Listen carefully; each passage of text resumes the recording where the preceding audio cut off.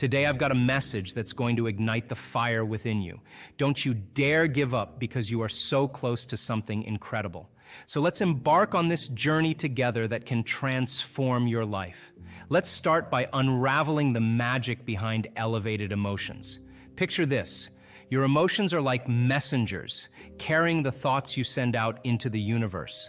The faster the frequency, the higher the energy, combined with a crystal clear intention, forms a laser-like focus. It's like tuning into a specific frequency on a radio dial. Why does this matter?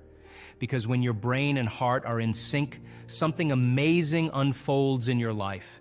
We've measured this, and trust me, it's science-backed magic. Just feeling gratitude isn't enough. It's the combination of a clear intention and an elevated emotion that creates a coherent and powerful signature.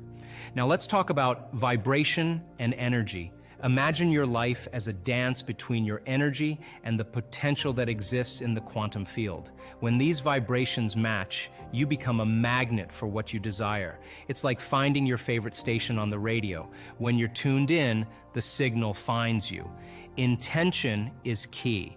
Get crystal clear on what you want. Let's say you're dreaming of a new home or a beautiful garden. Start visualizing it. Draw pictures, collect images. Your conscious mind focusing on these dreams will guide your subconscious mind toward them. Patience is key. It's like tending to a garden, pulling out weeds, and nurturing your creation. As you envision that dream home or garden, make choices aligned with your vision. Step into the unknown and become the creator of something never done before. This process should bring you joy, excitement, and meaning. Your body follows your mind, and yes, it takes time, just like tending to a garden. Enjoy the journey and relish in the fruits of your creation. Remember, your senses should be the last to experience what your mind has created. Hold on to the vision, but don't tie your happiness to its realization. The experience is in the journey, not just the destination. All right, let's take a deep dive into the mind-blowing realm of coherence. Picture this. When your brain and heart are in perfect sync, it's like you're assembling a laser, a powerful Wi-Fi signal that goes far beyond the usual channels. The result? You're not just ready for extraordinary experiences, you're practically summoning them.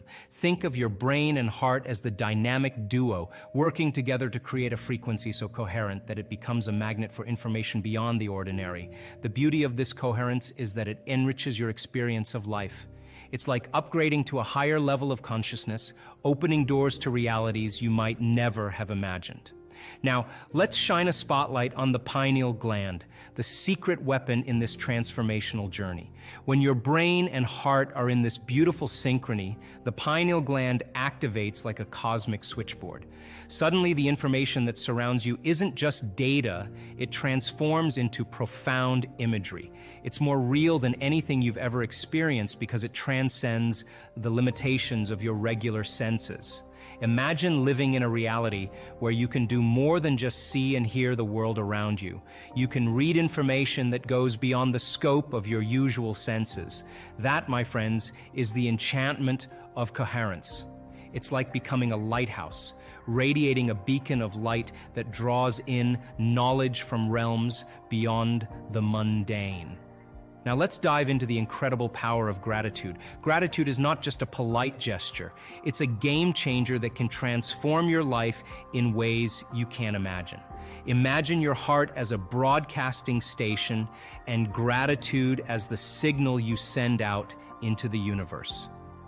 When your heart is open and you're genuinely feeling gratitude, you're not just expressing a nice emotion, you're literally sending out waves of energy into the vast field of possibilities that surrounds you.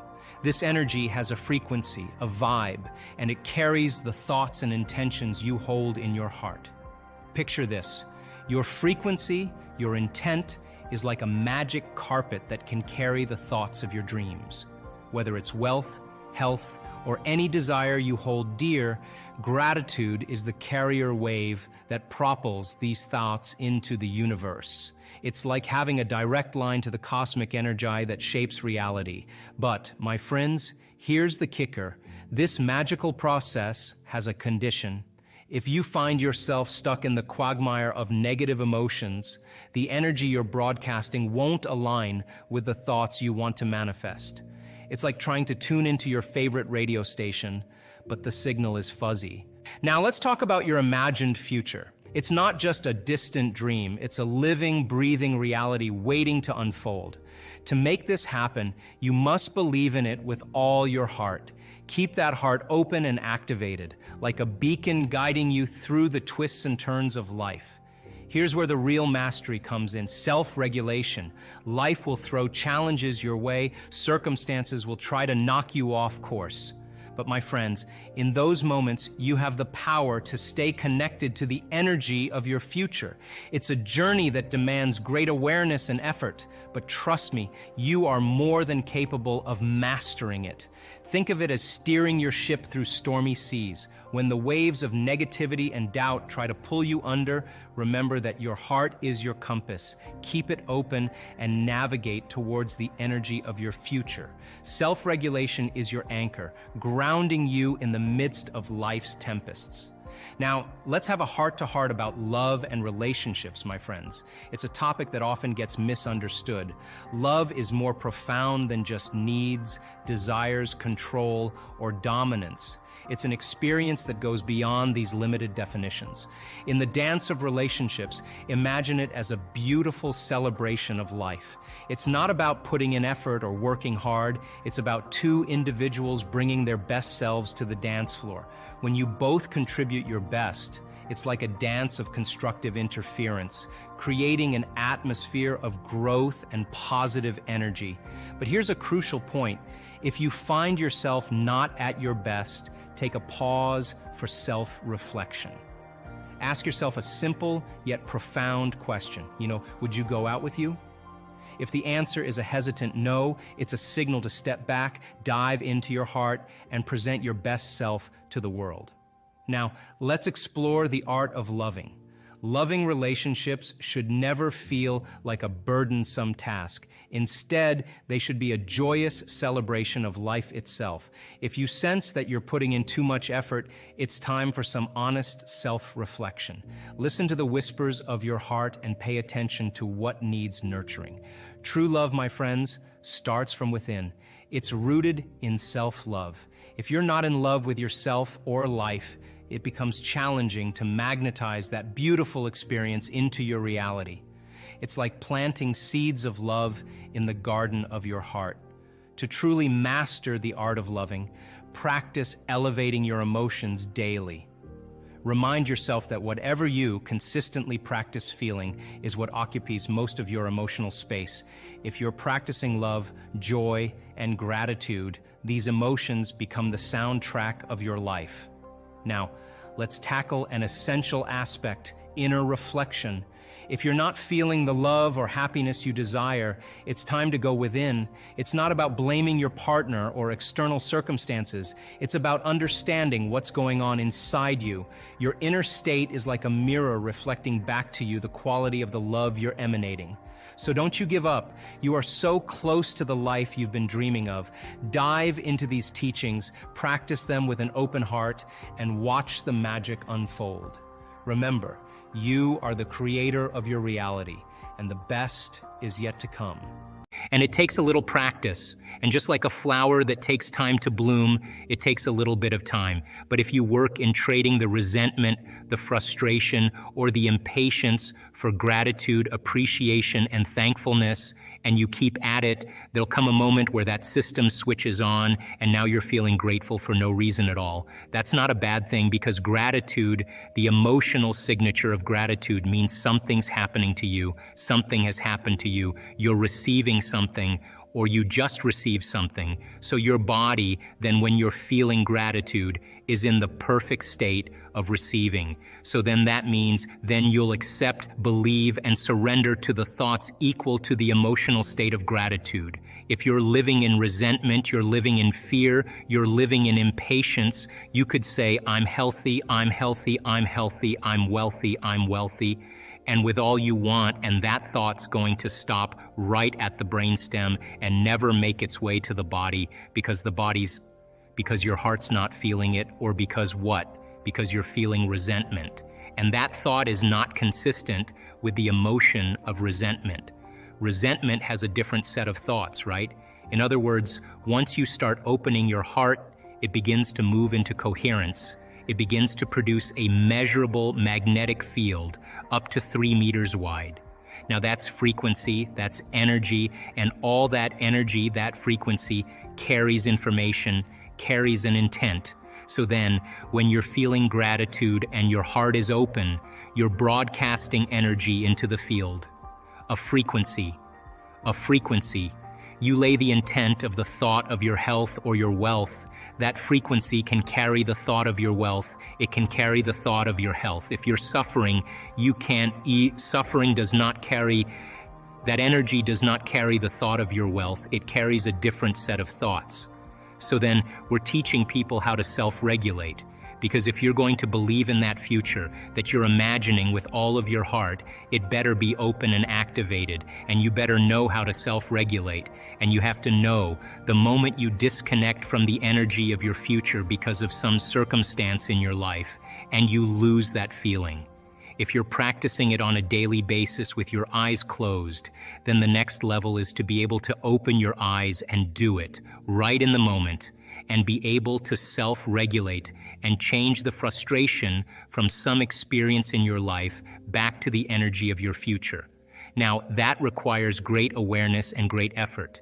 But if you have a community of people that are practicing this on a daily basis, and they're connected to their future, because that's where their mind is, they begin to want the future more than the emotions of the past. So we've done enough measurements now, Louis, to know that we can teach people how to do that, and we have evidence that people can sustain it for 45 minutes to an hour. It's a skill now. They know that they know how to do it. So now they have brain coherence and heart coherence. Well, once the heart begins to become orderly and coherent, it acts as an amplifier, and it drives energy to the brain. So now the brain is getting more energy once the heart is open, and then you're thinking a different set of thoughts, and those thoughts produce different chemicals for you to feel more of that.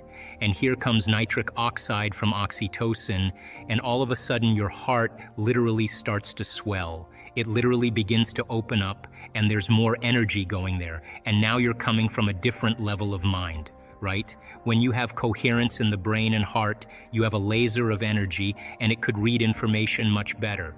You're living in stress, and your brain is shifting its attention from one person to another problem, to another thing, to another place to go. Each one of those things, there's an assignment of neurological networks in the brain. So the arousal of the stress hormones drives the brain into this high frequency, and you're trying to control and predict everything in your life, and your brain circuits are firing like a lightning storm in the clouds. When your brain's incoherent, you're incoherent, and you don't have a signal. You don't have a Wi-Fi signal. You're not connected to the field. How could you connect to energy and information if your signal hasn't become orderly? So then when people synchronize their energy into coherence, they can synchronize to a possibility in the future. And the synchronicities that are feedback from the environment are just a reflection of your energy. And that's the universe saying, follow the breadcrumbs, do it again, follow it again, do it again. And now all of a sudden the person's not waking up in the morning like, oh, I've got to meditate now to create my future. That's the work right there. That's the part you have to overcome. So some days you just kind of slip in and it's magic because you've been practicing, like having a great golf game or a great tennis game or a great run or a great session of knitting. You're in your groove. Other days you got to work a little bit more for it. And for me, what I've learned is those hard days, the days that are the most challenging, are always the most rewarding. Because now you're uncompromising to an outcome. And if it takes you an hour to get beyond yourself, to find the present moment, because that's the only place where the unknown exists, the familiar emotions and hardwired patterns of the past are the known. The predictable future and trying to forecast the feeling of every event in our life, what people do unconsciously, is also the known. There's only one place where the unknown exists, and that's the present moment. So, you call it the generous present moment. Yeah, and I've just done it enough times, and there are plenty of people in our work that have done it enough times to know when you're there and when you're not. And when you're not, it's very obvious because you've been there enough times. So you're separating your old story from yourself, and you're separating your focus on the future, and you're being present. It's just like hitting a tennis ball in a sweet spot. You lock in the something, and that wholeness starts to happen, and now you're no longer creating from polarity or duality or opposites. Like, people, they create when they see they don't have something. Whether, hey, nice suit, I want one of those, right? And the moment I see that you have a nice suit and I start thinking, I want one of those, my brain naturally starts putting me in the equation. Next thing you know, I'm wearing your suit. Well, that's because we're wired to do that. So then we have this natural ability to create. The problem is after you imagine that, you open your eyes and you don't have it, people experience more lack. Well, we're not that good yet. So then the act of practicing enough times and beginning to create the state in which you're so connected to the energy of your future. Now think about this. You're so connected to the energy of your future, you're no longer looking for it or waiting for it. You feel like it's already happened. The moment you get upset in traffic, the moment you start judging a coworker, you just disconnected from the energy of your future, and now you're back to the energy of your past. Now, if you tell me it was that person that did it to you, I'd say to you, oh, you're back to the unconscious program of being a victim again. So then the person then goes, oh, when did I fall from that state? When did I lose it? Oh, it happened at 3 o'clock today. The next time that happens, what can I do differently? Now the person's moving through their challenges in their life with coherence, with rhythm. They're starting to begin to make strides, and they're no longer knee-jerking to the people in their life that they've used emotionally to reaffirm their identity. Now this is the work because you look around to see if anybody's doing it and you don't see anybody else doing it. It's kind of this lonely moment where you're realizing that I'm the only one doing this. That's that kind of moment that you realize that nobody understands you but you, right? And you can't even ask your friends for their opinion because they're going to give you their opinion based on their own experiences. And it's that kind of moment where you have to draw in all your resources. So, have you ever heard me say that emotions are bad? Have you? No, emotions are the end product of an experience. So then, do I react in my life? Yep, I do. But the question is, how long are you gonna react? That's the real question. Because if you keep that emotional reaction going on for an extended period of time, sooner or later it'll become your identity. And then people say, why are you so bitter? Why are you so frustrated? Why are you suffering so much? And your brain, in that emotion, you're in the emotion, which means you're in the chemical residue of the past, is going to call up the event because you're emotionally connected to it. And you're going to say, I'm this way because of that past experience. So then imagine what I do with people. We have people that have been abused. We have people that have been traumatized, that have been assaulted. We have people that have had very, very difficult pasts. And have you ever heard me say to revisit the event? Have you ever heard me say that? Never. We need to revisit the event because once you do, you open the box. But what we want to do is overcome the emotion because that's just what's lasting from the event. So you sit a person down, and the moment you sit them down, what do you think the body's going to do? It's going to look for something to recreate that emotion because that's the person's identity. Are you with me still? So if I make the person, if I inspire the person to sit there, and they're sitting there, and all of a sudden they're noticing that they're hot, and they're irritated, and their stomach is twisting, and all of a sudden it's a group of sensations, a group of feelings that they have called all along frustration. But the different sensations, the moment you name it, it becomes an emotion. But what it is just bodily sensations. It's energy that's stuck in the body. So the body is looking to go back to the past. It's believing it's in the past. Are you with me still? So if the person becomes aware that their body is doing that, and like training an animal, allow the body to feel that emotion and then settle it down into the present moment. When you settle it down into the present moment, the body starts to trust the present moment and move out of the past. And there's a release of energy. Then the body goes, wait a second, what's going to happen in the next moment? And it starts doing that. And it starts to try anticipate the future. And you settle the body back down into the present moment. And every time you do that, you're telling the body it's no longer the mind, that you're the mind and your will is getting greater than the program. And all of a sudden, you start to lower the volume to that emotion. And when you begin to break the addiction to that emotion, the side effect of breaking that addiction is called joy. It's called freedom. All of a sudden, the body's saying, I don't want to be tormented anymore. Now, does that mean you shouldn't grieve over things that you lose? Grieving is a biological process. That's why you're saying it. So the subconscious is 95%. So more than likely, your body is going to do exactly what it's programmed to do. So what's the relevance of that? Well, people say, I want wealth, but they're programmed into being unworthy and lacking. So then as they begin to do the meditative work and they start opening their heart, I was just talking to someone yesterday. When you open the center, things are going to sift to the top. All the programs are going to come right up. And when they come up like that, you're going to see why it isn't manifesting in your life. Now, don't see it as like, why is this happening? Did I do something wrong? The subconscious is actually venting. There's a certain period of time in the early mornings where we vent our anxieties, we vent our fears. It's the way the subconscious goes, let's just have this dream and let's just get it over with.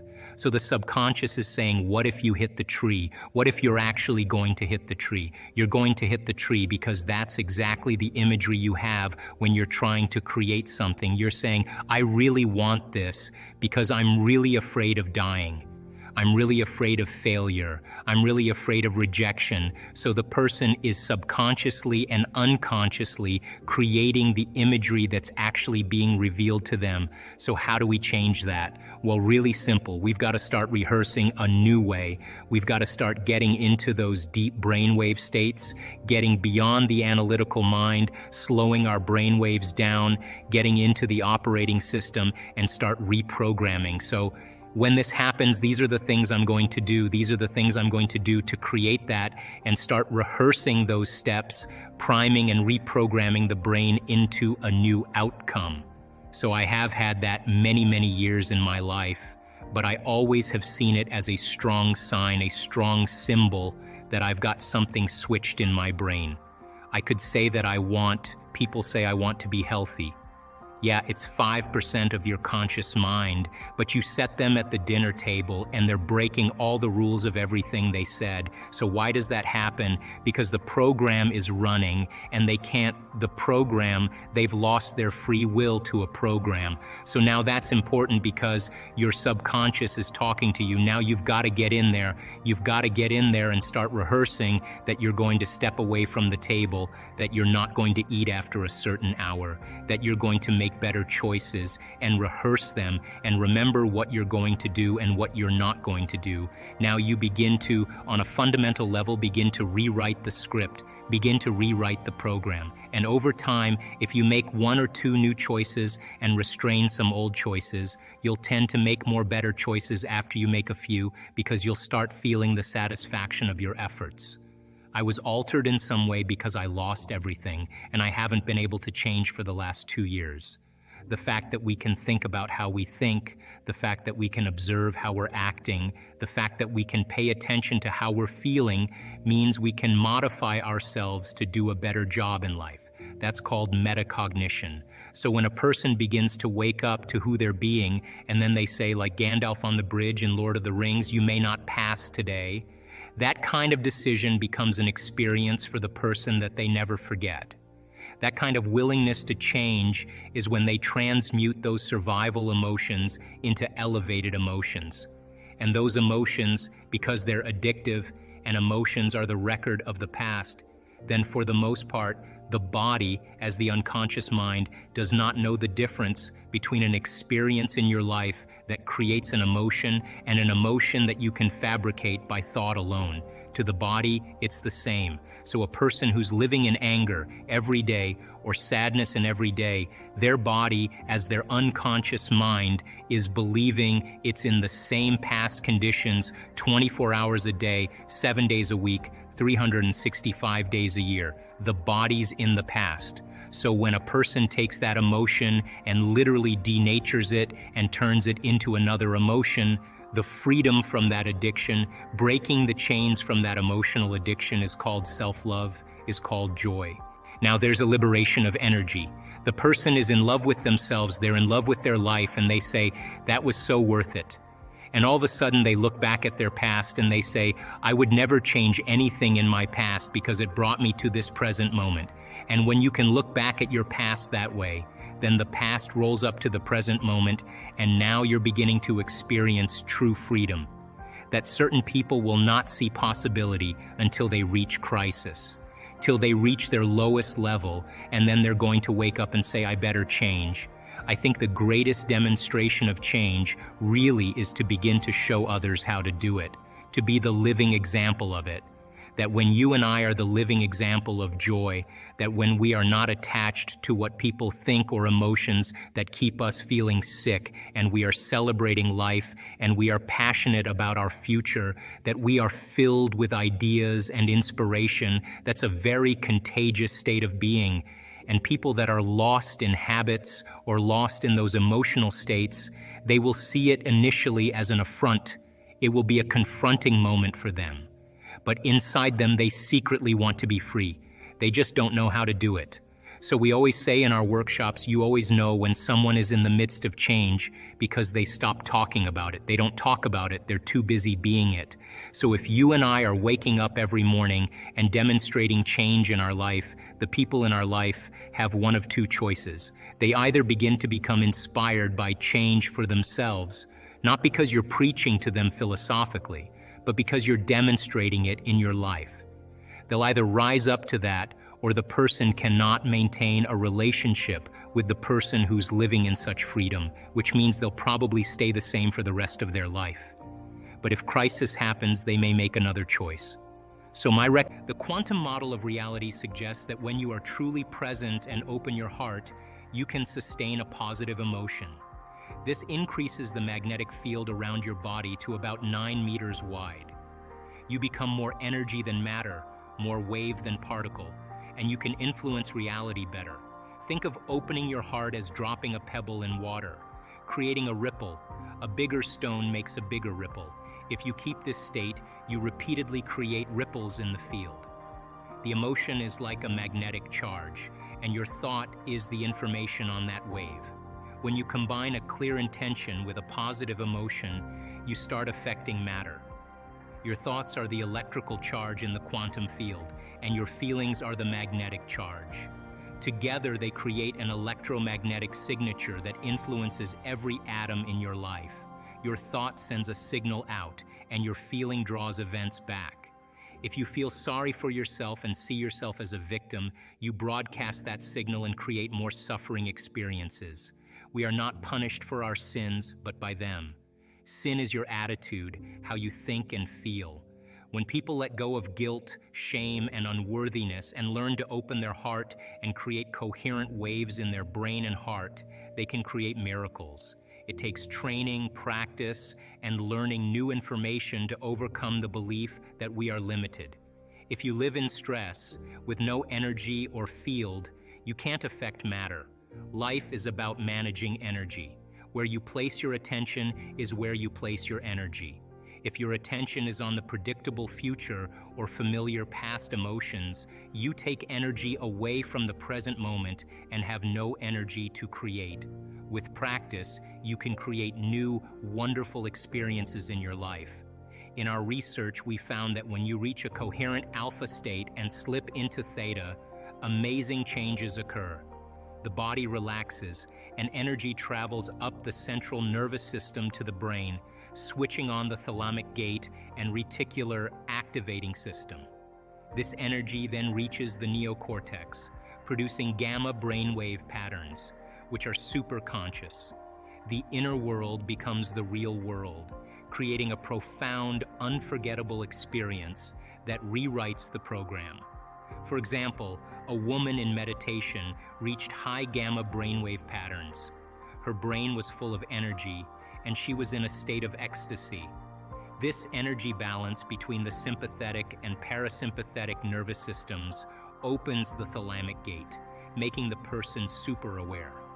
When this happens, melatonin in the pineal gland transforms into powerful antioxidants, anti-aging, anti-cancer, anti-heart disease, and antimicrobial chemicals. This change can also produce a glow in neurons and create the most powerful hallucinogenic chemical known as the God molecule. This allows you to walk into another dimension, experiencing mystical moments.